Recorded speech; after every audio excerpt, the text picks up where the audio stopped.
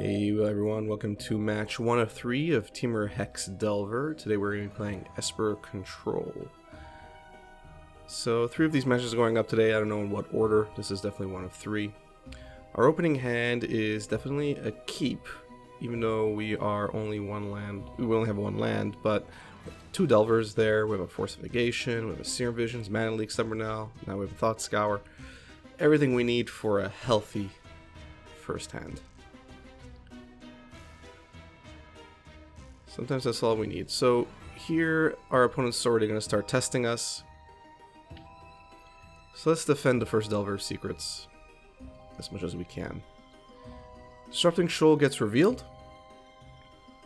And we are going to go and attack in first. Alright. Now would be the time to play Serum Visions to, yeah, exactly. Just to get our second land drop and ideally a third. So, do we really need another Serum Visions? Yes, I would say. Yeah, I mean, I think it doesn't really matter what I was going to put there because I needed to play Delver of Secrets. Just had to happen. So, we needed Serum Visions just to draw a card. And the top 2 weren't amazing. So, yeah. Breeding Pool gets revealed. It's okay. Okay, so Fatal Push comes down again. And now we're going to Disrupting Shoal using Stubbornell. There we go.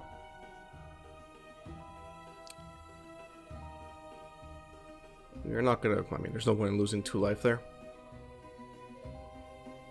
Attacking for 4. Petty Theft. Yeah, well, technically. Brazen Bar. And we Mana Leak it. So let's see what else our opponent has. They have 3 cards in hand. Unfortunately, we reveal a land here. And now Brazen Bar does get through, unfortunately. So now things are looking a bit stinky, unfortunately for us, but that's okay. Our opponent is down to 10. The minute our opponent has access to a second blue, they'll be able to cast that Brazen Borrower. So we reveal Hex Drinker, which actually is not bad. Yeah, actually Hex Drinker is not bad here because we're going to be able to level it up immediately and get it protection from instants. There we go. So now we have a 4/4 Hex Drinker. And our opponent's going to attack in. We're going to just let that through. We can't do anything about it anyway.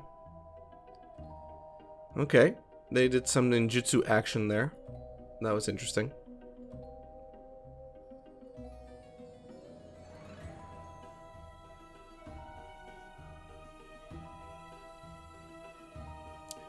We don't see that all the time. Stubbornell is actually pretty great here with our Hex Drinker being a 4/4.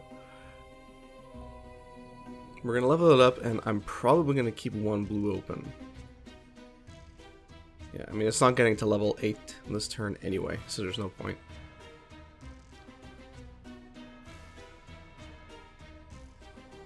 Yep. I'm being aggressive here. I'm telling my opponent, I don't care if you have a 5/4. Go for it. Because I have inevitability at this point. Sure. As long as they can deal with our creature, it's over. And we have Stubbornell as a backup, so it's actually pretty solid. Yeah, okay, that's what I thought. They knew they had no chance here. Alright, so we got game 1, even though our Delvers were tragically targeted several times. Crimes against humanity, unfortunately. What do we bring in? So, Huntmaster of the Fells, mostly because this game, a game against Esper Control can grind out. And it looks like we're playing a relatively spiced up version of Esper Control. And Blood Moon to target the lands. Our opponent wasn't necessarily fetching greedily though. So, I'm not 100% on the Blood Moons, but either way, our opponent can be pretty aggressive with their lands, and cutting them off even one color is going to be pretty brutal. And to make room for Huntmaster Fells, I removed 2 Hex Drinkers, which I think is perfectly fine. I mean, Huntmaster is going to be incredible value against a deck like this, so I think removing 2 Hex Drinkers to make room for Huntmaster is perfectly great. You don't want to be too creature heavy in a deck like this, don't forget. You need to have a minimum amount of non-creature spells, ideally instants and sorceries, so the creatures are going to fight each other for spots in the main. We mulliganed our first hand, but it's okay. We got a good 6. Path to Exile is going to work. Unfortunately, we got nothing for that, but it will. The opponent's going to ramp us, which is great. We don't have to worry about a second land drop. We get our third land drop, which is even better. We get a mana leak. We see Hex Drinker and Disrupting Shoal. I'm actually a fan of both. Yeah, and I'm not going to play Tarmogoyf this turn. I mean, listen, our opponent has plenty of removal at their disposal. Fatal Push, Path to Exile, whatever they want, right? So that turn, at the end of that turn, I Tar-Fired our opponent so that our Tarmogoyf becomes a 4/5, which is important. Because now Stubborn Denial is ferocious, which means nothing's going to get through. Yeah, like that. Fatal Push. Unfortunately, can't protect against Fatal Push. It's alright, we got Hex Drinker. Now the question is, do we level it up or do we protect with Mana Leak? Here I said, you know what, forget it. Yeah, they got it or they got it. Here we can actually counter it, so goodbye Petty Theft. Alright, exactly what I wanted with my Disrupting Shoal. So now I'm going to get protection from instants. And next turn, it'll be a 6/6 protection from everything. So our opponent is running out of time, and we're going to make quick work of them. Yeah, here I wouldn't even bother with Serum Visions. Interesting that I didn't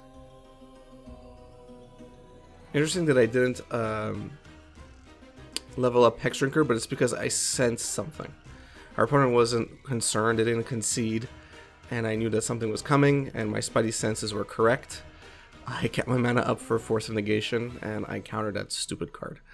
And you gotta think that way too, and this is a good example of that. You gotta be careful. Sometimes your opponent is gonna have something up their sleeve. Here I'm digging again. Again, sometimes it's not right to just rush to get a 6/6 because it might not be safe to do so. So here we're going to hope that they don't have another Blessed Alliance, or whatever that card was called. So we can't do anything about this. Yeah, can't do anything. This is unfortunate. Yep, that's gonna do it. If there is one card in Modern that gets around the target ability, it's that card. And they have multiples of them in their hand, so that's always fair. But we are playing Hex Drinkers, so it's okay. So our opponent has nothing, which is in our favor. We get our 4th land drop, which is actually pretty good, because now Disrupting Shoal can be hard cast to counter a 1 or 2 mana spell. I'm going to fetch end of turn. We get a Force of Negation. Alright, well, we're getting all the cards we're going to need to protect the threat we eventually draw. We just need that threat. Let's see what our opponent has. Yeah, no. I'm not really interested in that resolving.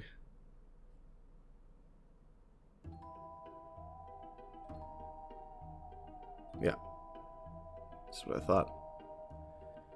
Not really interested in them gaining 4 life. Alright, Tarmogoyf. It's a perfectly good threat.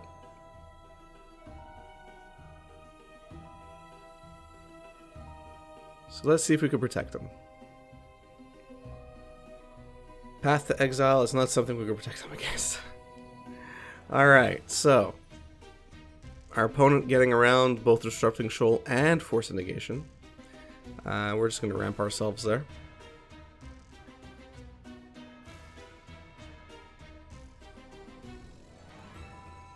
But it's okay, at this point we just need one threat to stick.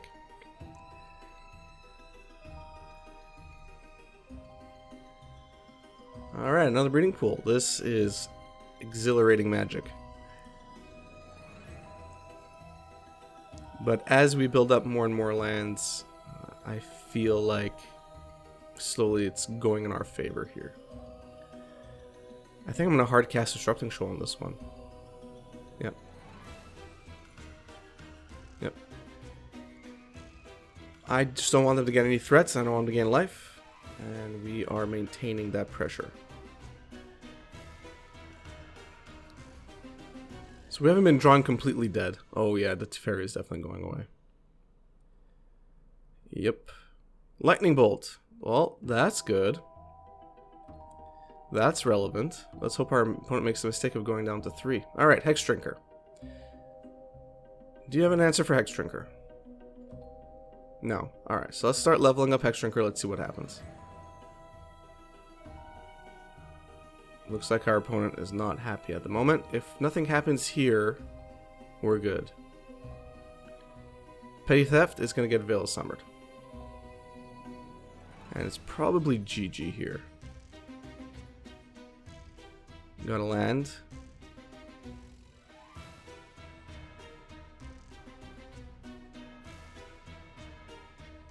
No point in rushing at the moment. Looks like I just want to be aggressive and get him to a 4. So let's see what happens. I think it's game. I can't imagine our opponent has any way out of this.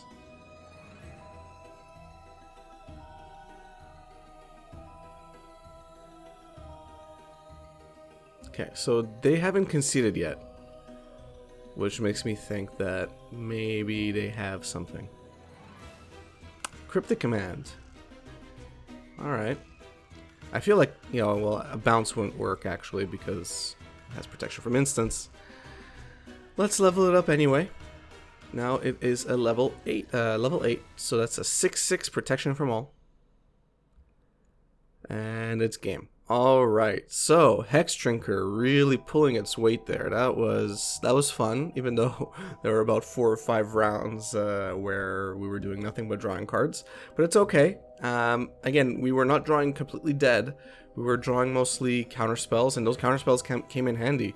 Not necessarily to protect our creatures, but to stop our opponent from doing anything valuable on their end, or profitable on their end. So I think we actually did pretty well in Hex Drinker. I actually enjoyed this match of Hex Drinker.